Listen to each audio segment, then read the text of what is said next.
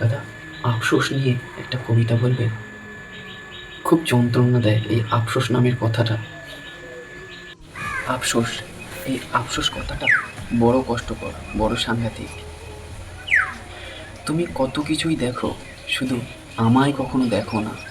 তুমি সবাইকে ভালোবাসো, শুধু আমায় ভালোবাসো না। আমি ভাবতাম আমি ভাবতাম তোমার ভালোবাসা শুধু আমার জন্য, কিন্তু তুমি সব কিছু বদলে দিলে ভালোবাসার মানে। তোমার হাসি সবার জন্য, তোমার হাসি সবার জন্য, আমার জন্য শুধু নীরবতা।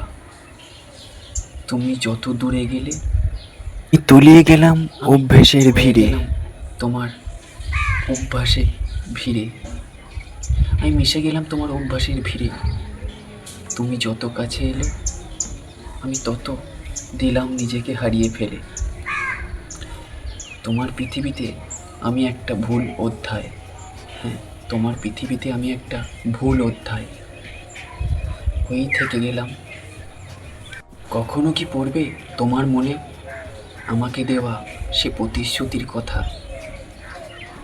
যে কথা তুমি আমি একসাথে রেখেছিলাম গাথা?